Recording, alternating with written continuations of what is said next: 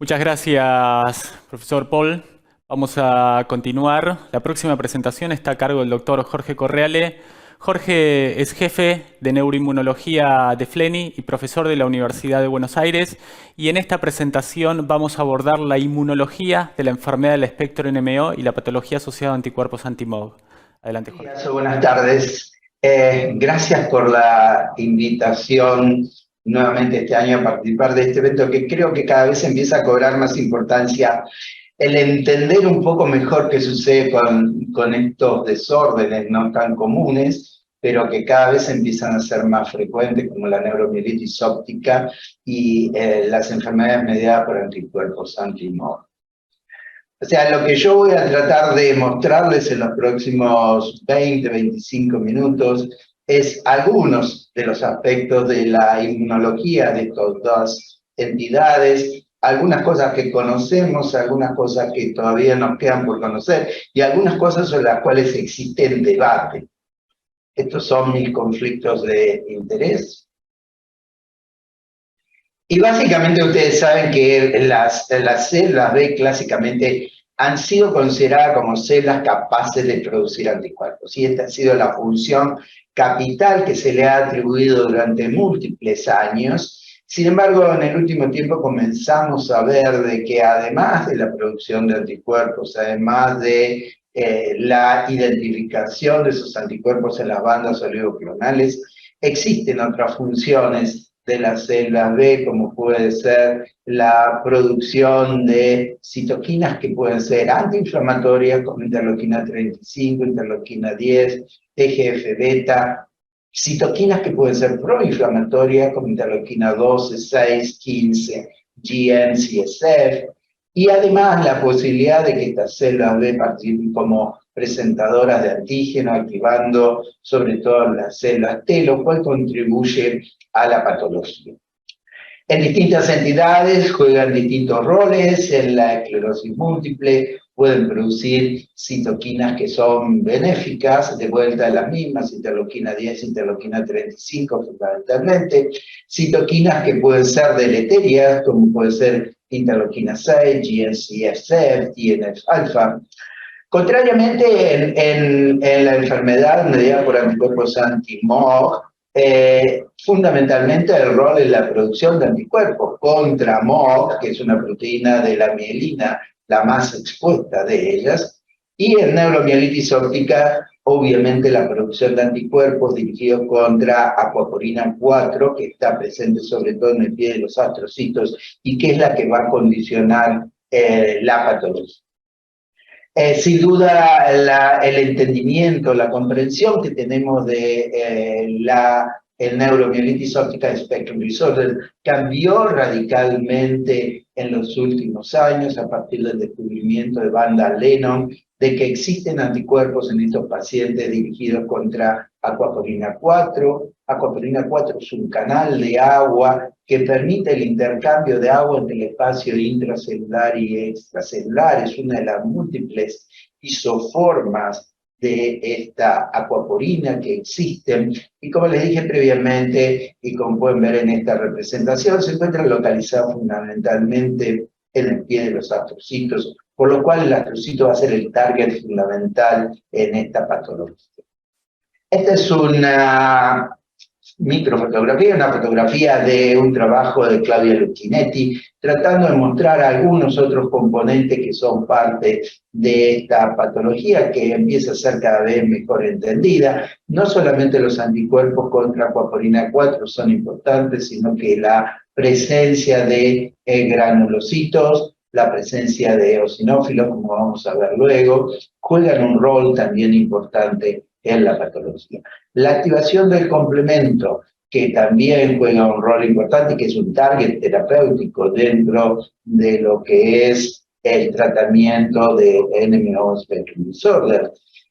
Y como ustedes pueden ver claramente en la patología de esta entidad, lo que se puede ver es una desaparición manifiesta de acuaporina 4, luego lo vamos a ver un poco más en detalle, lo cual está claramente asociada también con la desaparición del transportador 2 de glutamato, que juega un rol importante también en la patogénesis de la enfermedad.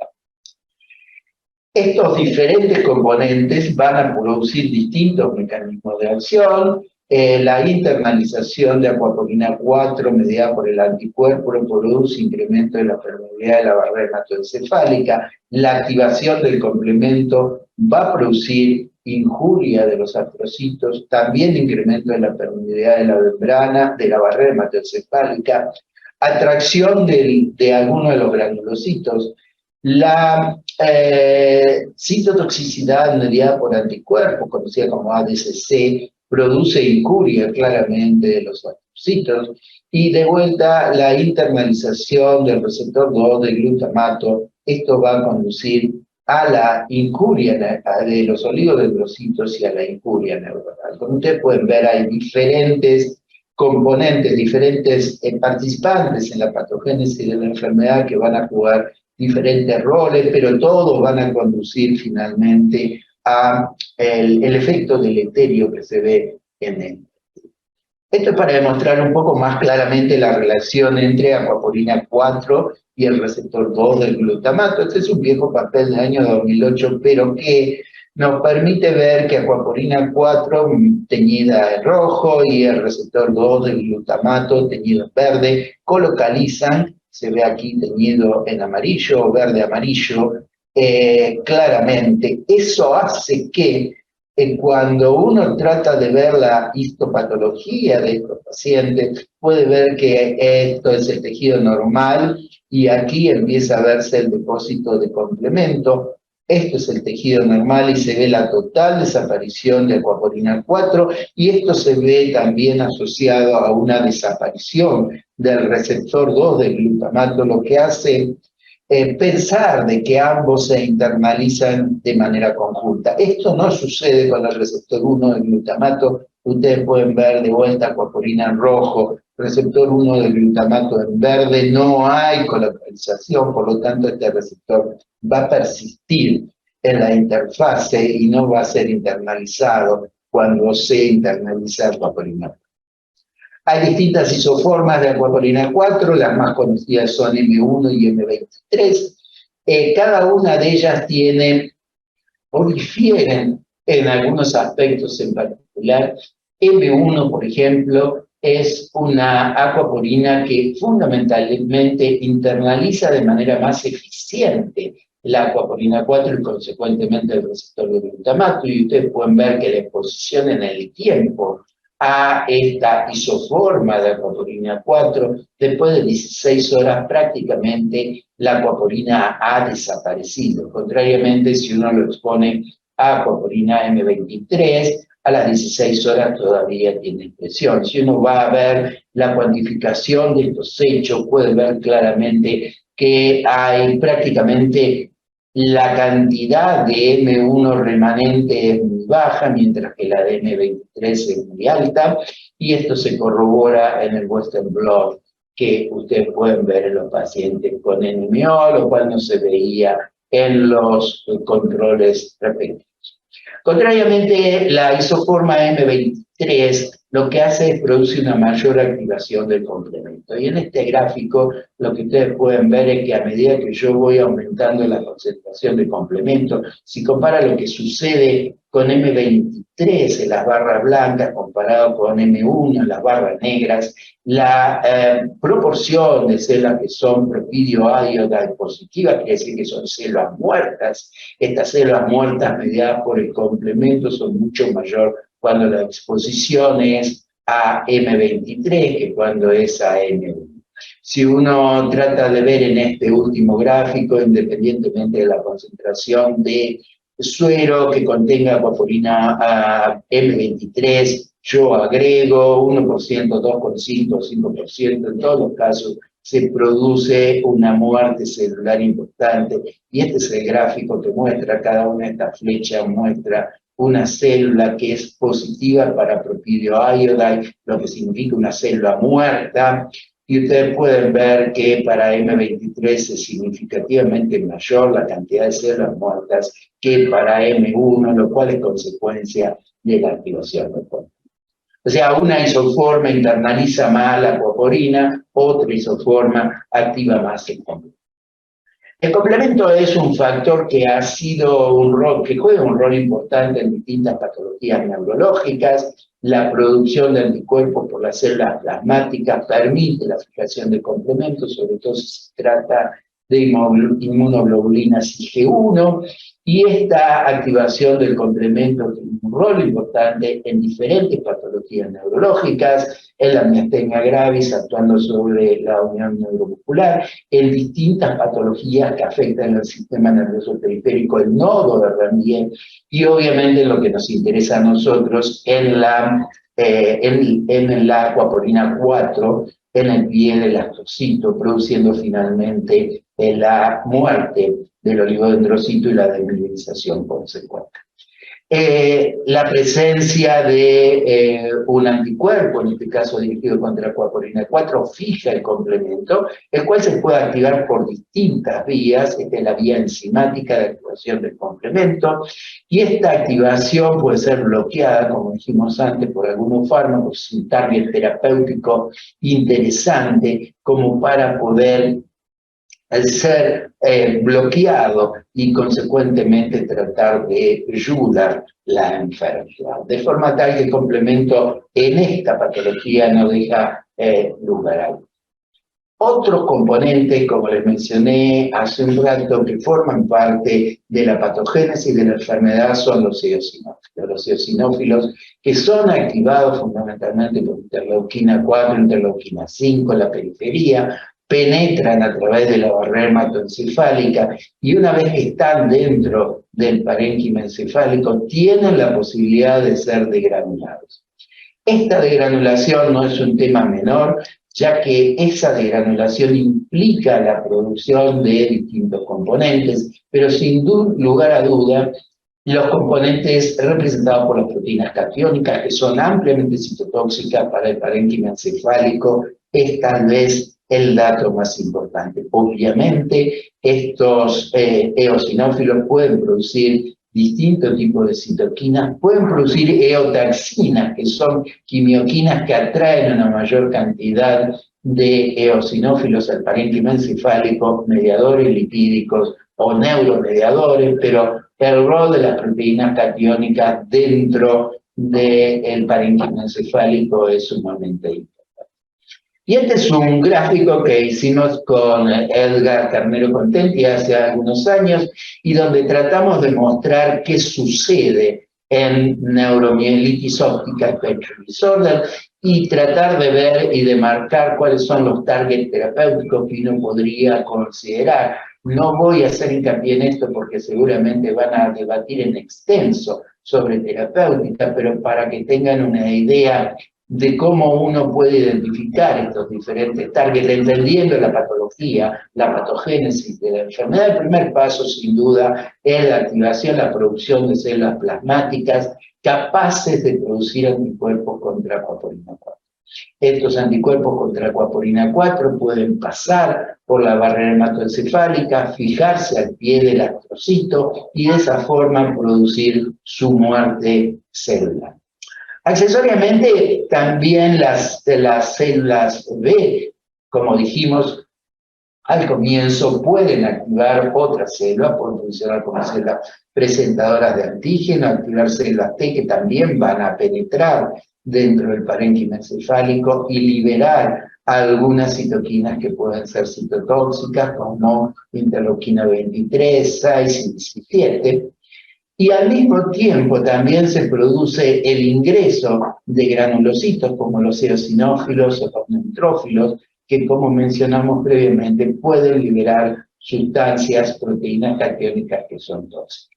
La unión de la inmunoglobulina anti-ACP4 al pie del astrocito activa, como dijimos ya previamente, el complemento, y esto también es un factor que juega un rol importante dentro de la patogénesis de la enfermedad. O sea, como pueden ver, hay distintos targets que han sido utilizados como blancos terapéuticos, y hay muchos otros que están en exploración. En este gráfico, los que están en línea llena representan los que ya están aprobados, en línea punteada los que se están en fase de estudio, y no me voy a extender mucho más en esto de vuelta porque seguramente van a tener una charla al respecto. Vamos a cambiar un poco de tema y a referirnos a las enfermedades mediadas por anticuerpos anti-MOG. Las enfermedades mediadas por anticuerpos anti-MOG, llamadas MOGAD, MOG Antibody Dependent, de las siglas en inglés, clásicamente, ustedes saben, se caracterizan por la afección de la médula espinal y del nervio óptico en distintas magnitudes, pero pueden tener distintas presentaciones, un amplio abanico de presentaciones clínicas que hacen que a veces sea un poco difícil su distinción entre ellas y requieran un poco más de una investigación un poco más exhaustiva. ¿Cómo sabemos que los anticuerpos contra MOG son patogénicos? Bueno, inicialmente lo que se hizo fue se aislaron esos anticuerpos de pacientes que tenían algún tipo de enfermedad que se sospechaba era mediada por anticuerpos. Estos anticuerpos específicos contra MOG se aislaron a través de un mecanismo de purificación con una columna, y de manera conjunta se les inyectó a animales de experimentación células T que eran específicas para MVP o células T que eran específicas para MOG. Esto con la idea de que estas células T aumentan la permeabilidad de la barrera hematoencefálica y aumentan la posibilidad de que MOG penetre, los anticuerpos anti-MOG penetren dentro del parénquima encefálico. Cuando se hizo esto, lo que se vio claramente fue un fenómeno de desmielinización, que es una tinción de luz of blue. Todo lo que ven más clarito, lo que no ven celeste, significa mielina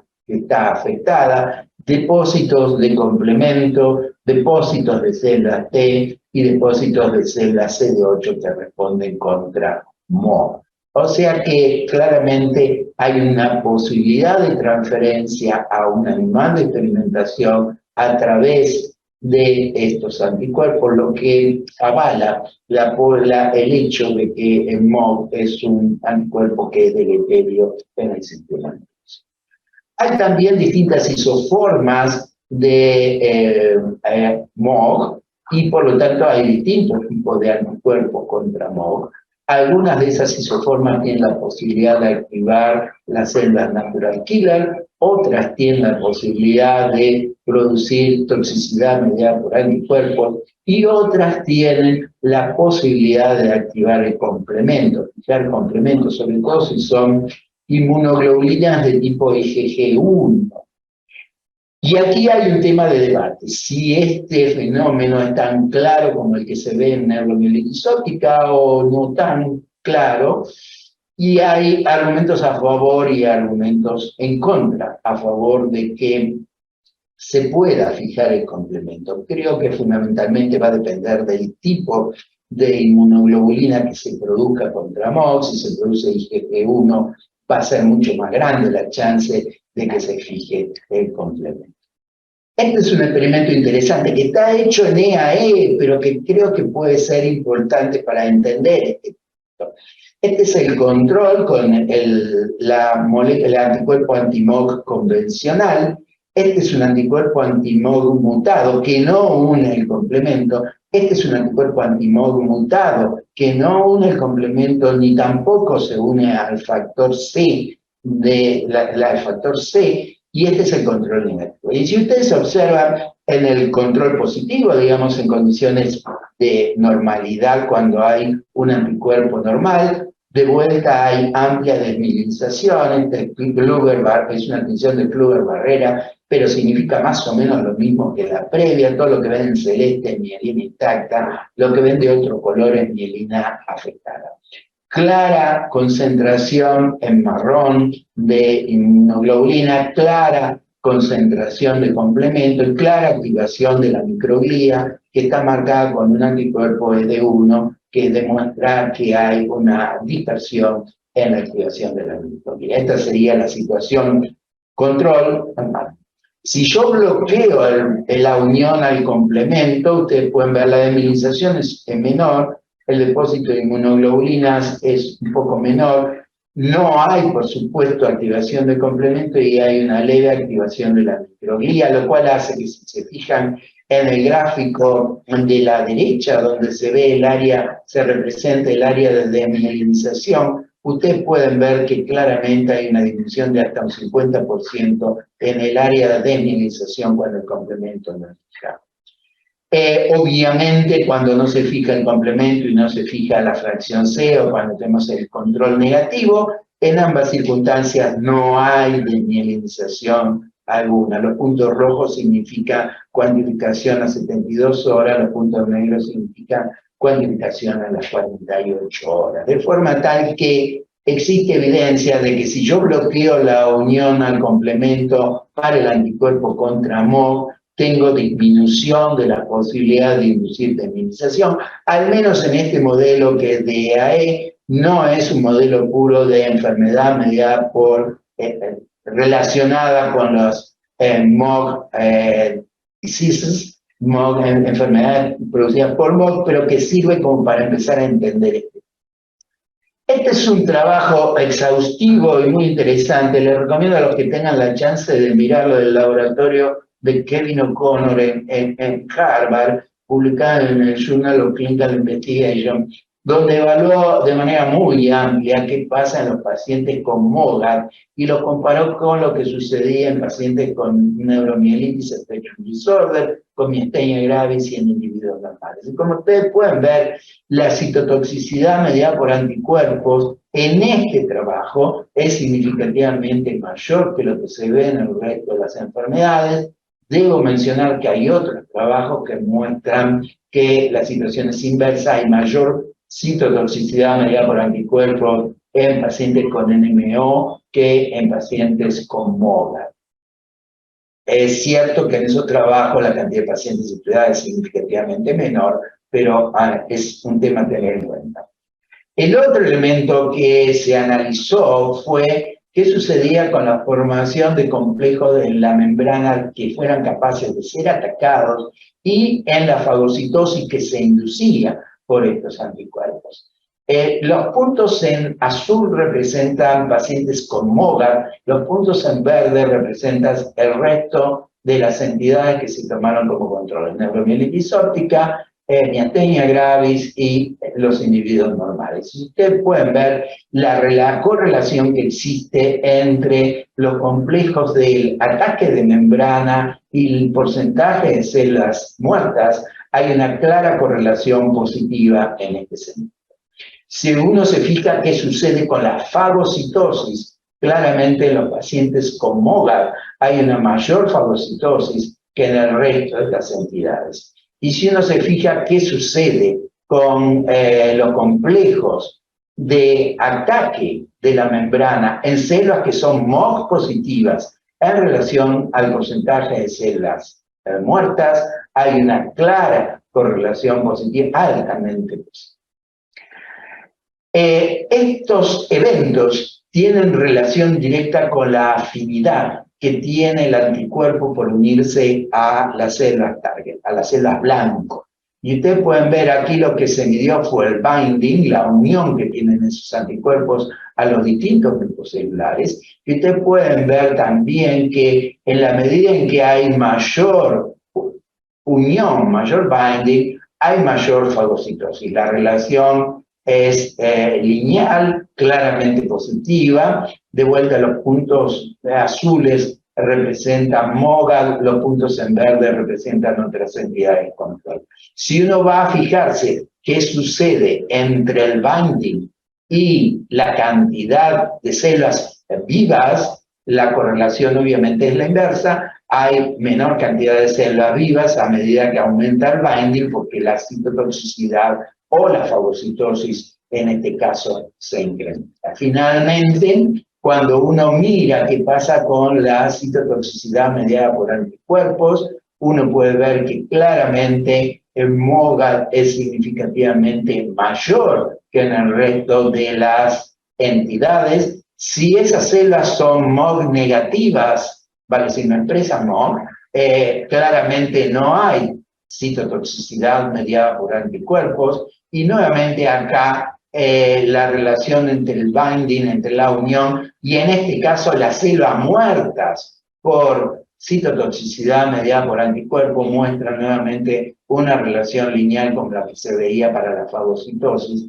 en donde a mayor unión, mayor posibilidad de muerte celular.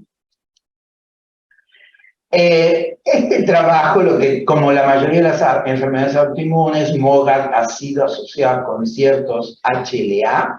Esto es de autoglación asiática y por lo tanto deberá ser reproducido en otro tipo de poblaciones para corroborar si los HLA que se consideran propios de esta entidad son tales o se dan solamente en esta población. Y como ustedes pueden ver, en esta población asiática lo que se vio es que hay al menos 3 distintos alelos que predisponen al desarrollo de la enfermedad y después se los dividió en pacientes de inicio pediátrico, pacientes de inicio adulto, y en esos casos se trató de valorar qué sucedía con la frecuencia de la enfermedad. Y ustedes pueden ver que sobre todo DQB 0502 es mucho más frecuente en la población pediátrica. Para tratar de corroborar esto, lo que se dio o lo que se hizo fue, de vuelta, tratar de ver cómo el anticuerpo anti-MOG se une a ese complejo mayor histocompatibilidad, se identificó la secuencia que es responsable de la unión, es este péptido que está representado aquí, y aquí en amarillo, en esta parte del loop extracelular de MOG por fuera de la membrana de la mielina, que es los aminoácidos entre 37 y 45, y se lo mutó. Cuando uno usa el MOG convencional, ustedes pueden ver claramente que las células se unen a ese MOG convencional y se tornan de color verde amarillento. Si uno muta ese péptido que es capaz de unirse al complejo mayor de histocompatibilidad, no hay unión, sugiriendo de que esto es el sitio de unión y que la proteína tiene que estar intacta en el péptido que se une al sitio del complejo mayor de histocompatibilidad. Y cuando se trata de ver qué sucede en los pacientes pediátricos o en los pacientes adultos que no unen la proteína o el anticuerpo, mejor dicho, mutado, ustedes pueden ver que en el 75% de los pacientes pediátricos que expresan este particular HLA, que era este que yo les refería como el que más frecuentemente se observó, ustedes pueden ver que en el 75% de estos pacientes no se une al complejo mayor de histocompatibilidad, el anticuerpo anti-MOG, y por lo tanto podría no ser patogénico en esta población si está mutado ese anticuerpo, lo cual es una evidencia de que este es un importante alelo que puede condicionar el desarrollo de la enfermedad. De vuelta, esto tiene que ser corroborado en otras poblaciones que permitan decir que realmente son alelos que están relacionados con MOG. Finalmente, y como resumen, este es un viejo esquema de Scott Sanville, pero que es muy claro y que creo que resume un poco las diferencias entre ambas patologías. De vuelta, las células B se transforman en células plasmáticas que producen anticuerpos, en este caso anticuerpos anti-MOG. Estos anticuerpos anti-MOG, junto con células T efectoras, MOG específicas, penetran dentro del parénquima encefálico y lo que van a lesionar es directamente al oligodendrocito. MOG es una proteína de la mielina, la más expuesta, es parte de lo que forma el oligodendrocito y por lo tanto el daño es directo contra el oligodendrocito a través de todos los mecanismos que describí. En acuaporina 4, en NMO spectrum disorder, ¿qué sucede? De vuelta, diferenciación de las células B en células plasmáticas, anticuerpos esta vez dirigidos contra acuaporina 4, que en presencia de las células T efectoras contra acuaporina 4 penetran dentro del parénquima encefálico, pero ya no atacan al oligo directamente, sino que atacan los pies de los astrocitos que están formando parte de la barrera hematoencefálica. Esto conduce a que haya, una pérdida de astrocitos. Y esta pérdida de astrocitos condiciona que exista pérdida de los oligodendrocitos. Esto puede explicarse por diferentes mecanismos. El primer mecanismo es que los astrocitos producen factores que son tróficos para el oligodendrocito. El segundo factor es que los astrocitos producen nutrientes que a veces son necesarios para los oligodendrocitos. Los oligos son responsables de la alimentación de los axones a través del transporte de lactato. Cuando los oligos se quedan sin lactato suficiente para nutrir estos axones, necesitan de la ayuda de los astrocitos. Los astrocitos son la única fuente de glucógeno que tiene el sistema nervioso central. Ese glucógeno se metaboliza en láctico y ese láctico es pasado al oligo a través de un sistema de conexión llamado conexinas, y ese transporte de lactato permite que este oligo sobreviva y a su vez siga nutriendo al axón. De hecho, algunas de las mutaciones de estas conexinas son responsables de enfermedades mielinizantes como el Pelizaeus-Merzbacher-like. En la patología del adulto prácticamente no lo vemos, lo ven sobre todo los neuropediatras, pero lo que se ha identificado es que hay un daño en las conexinas que unen el axón con el astrocito con el oligo y de esa forma impide que el oligo sea útil. Entonces aquí tenemos una astrocitopatía que paradójicamente se transforma en una enfermedad desmielinizante, además de todo el resto del fenómeno vascular y de diagnosis que existe, mediado por los otros componentes de los cuales les mencioné previamente. Así que bueno, esto era todo lo que les quería contar. Muchas gracias a los organizadores del evento por la invitación nuevamente este año. Espero que esto les resulte de utilidad. Y bueno, abierto si hay alguna pregunta que pueda responder y si no, la iré a buscar y tratar de tener la respuesta. Gracias. Bueno, muchas gracias, Doc. Excelente la presentación, como siempre. Siempre este es un tema, es un hot topic que a todos nos cuesta bastante entender, pero a lo largo del tiempo, sin duda, hemos empezado a comprender mejor la fisiopatología de ambas entidades y eso nos ha llevado a la comunidad médica a generar nuevos targets terapéuticos y targets que hoy obviamente son muy importantes para los pacientes y disminuyen la tasa de recaída en ellos. Yo básicamente tengo un par de preguntas que tienen que ver un poco con lo que usted nombró desde la fisiopatología. Usted, digamos, puso mucho hincapié en el complemento. Sin duda el complemento es un factor fundamental y diría que el más importante para la NMO como fenómeno patogénico. Mi pregunta, más desde la práctica, tiene que ver con que si nosotros podemos medir a este complemento, sé que se puede medir y de hecho se mide en otras enfermedades autoinmunes sistémicas, pero ¿cuál sería el valor, si es que tiene algún valor, medir el complemento fundamentalmente en pacientes con NMO o con enfermedad relacionada a MOC? Sé que es muy inestable el complemento y no sé si tiene algún valor desde el punto de vista de la práctica, medir en suero, por ejemplo, un poco como un mediador o un marcador de mal pronóstico o un marcador de recaída. ¿Esto se puede hacer en la práctica? ¿Tendría valor? Medir el complemento se puede medir.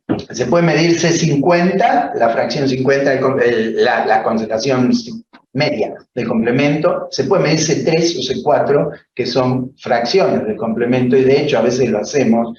Pero no para NMO, no como factor pronóstico, no como factor de respuesta terapéutica. Sí se ha hecho en algunos trabajos como para demostrar si el complemento juega un rol, comparando de vuelta a NMO versus MOC, medir cómo cae, porque lo que uno mide es cómo cae el complemento, porque hay consumo de complemento. En realidad uno lo que espera ver es caída de los niveles de complemento en estas entidades porque el complemento se va consumiendo. Entonces cuando uno mide en NMO o cuando uno mide en algunos trabajos de MOGA, la caída del complemento es una evidencia de que el complemento juega un rol en la patogénesis. Ahora, si lo usamos como medida habitual como para saber si es un factor de pronóstico o si es un factor que de respuesta terapéutica. Hasta donde yo sé, nadie lo ha hecho y no sé si vale la pena utilizarlo.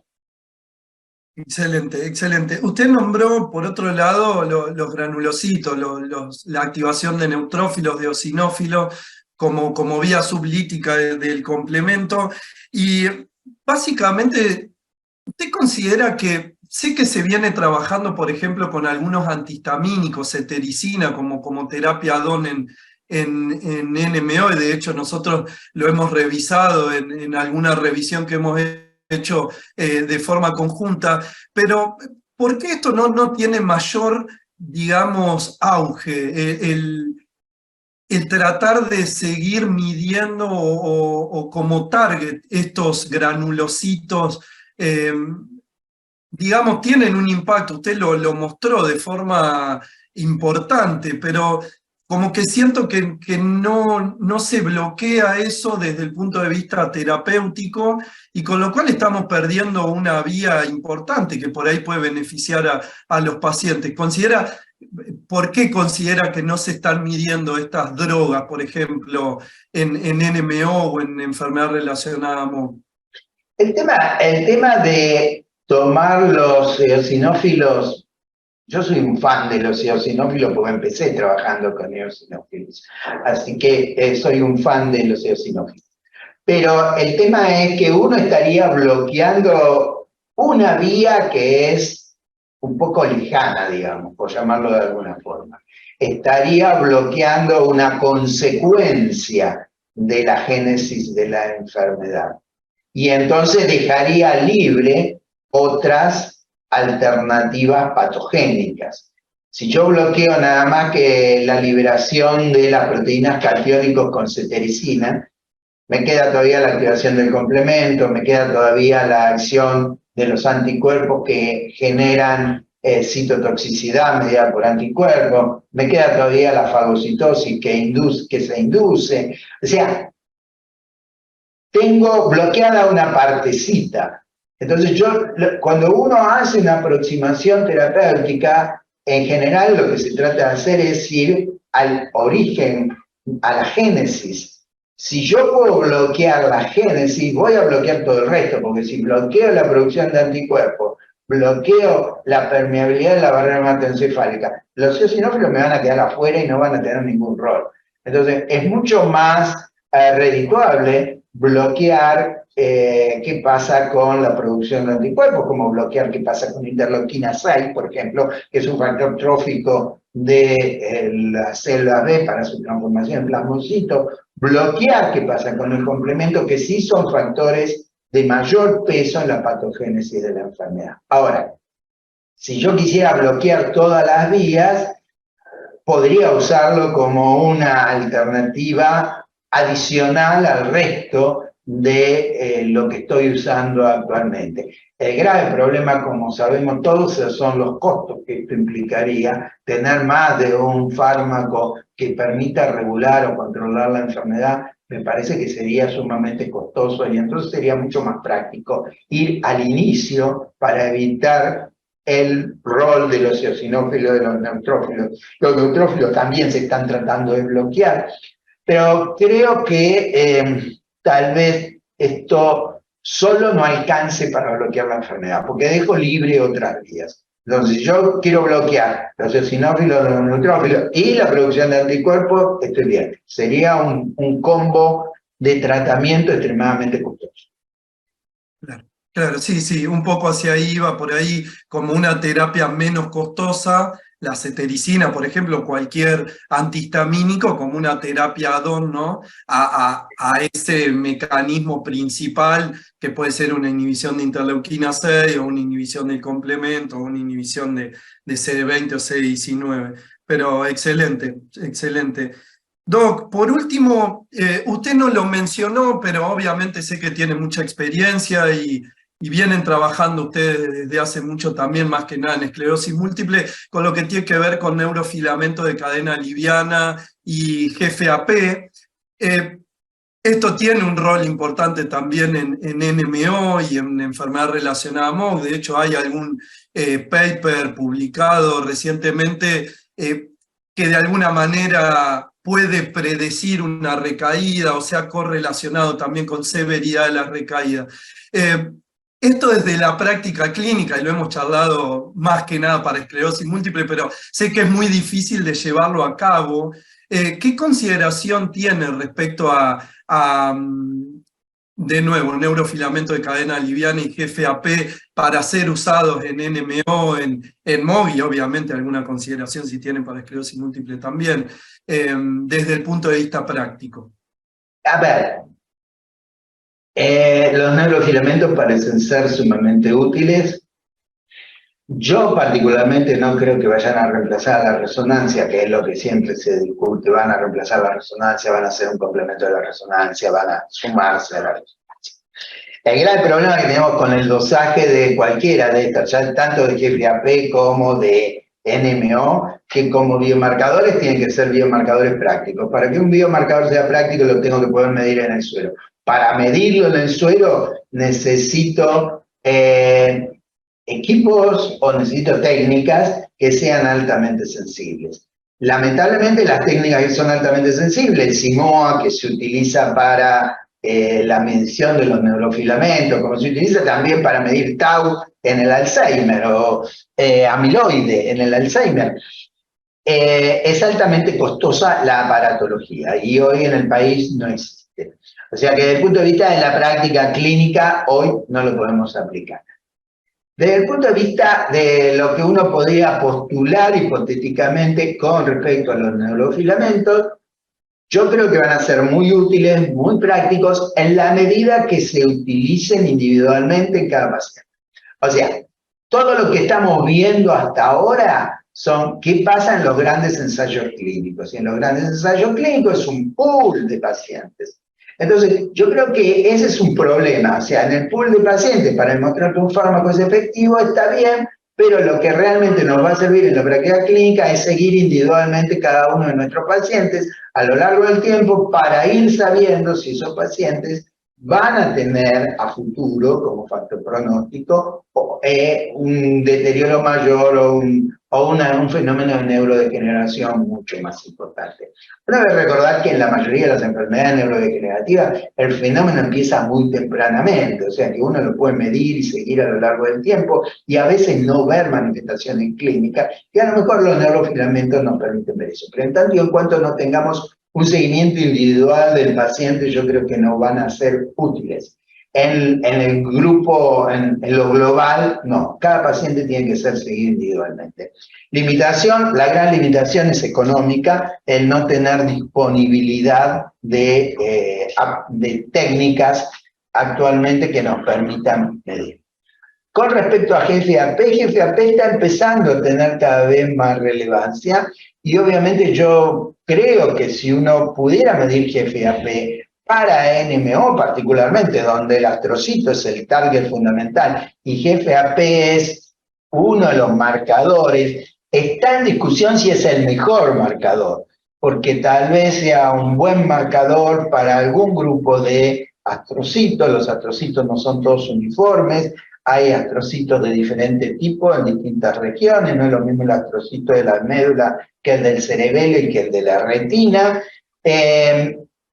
pero el medir o GFAP o S100, que son dos proteínas marcadores de astrocitos, si tuviéramos la posibilidad de medirlo en sangre como un biomarcador, tal vez para NMO podrían llegar a ser importantes. Ahora, el problema es que para esclerosis múltiple tal vez sea más justificado porque esclerosis múltiple tiene un componente progresivo, que en NMO no se da, o se da en un porcentaje mínimo de casos, 10%, haciendo un número exagerado. Entonces, ¿tiene sentido saber si ese fenómeno me va a anticipar un nuevo episodio? No, yo creo que no me va a anticipar un nuevo episodio. Es hipotético lo que digo, no tengo ningún sustento, es simplemente lucubrativo.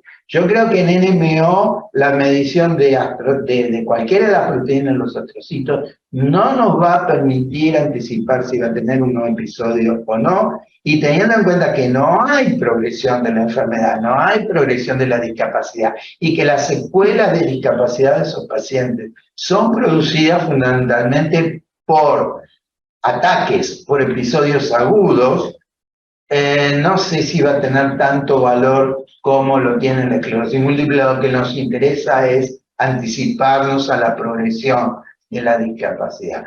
En NMO, en OMOGA, tal vez debemos anticiparnos a la presencia de nuevos ataques. Y lo que estaríamos midiendo ahí sería el daño consumado. No estaríamos midiendo la posibilidad de un nuevo ataque, no son marcadores de que va a suceder un ataque. Yo buscaría más en algunos de los otros componentes que son parte de la cadena fisiopatogénica como marcadores para anticiparnos a un nuevo episodio. Excelente, totalmente de acuerdo. Siempre un gusto, un placer escucharlo. Siempre se aprende mucho, así que muchísimas gracias por la presentación, muchas gracias por la discusión y nos vemos pronto. Muchas gracias. Gracias Edgar, un placer como siempre. Gracias por la invitación, nuevamente un placer estar con ustedes, a poder aportar lo que uno maneja en el día a día y espero que les resulte de utilidad. Un abrazo grande. Chao. Gracias.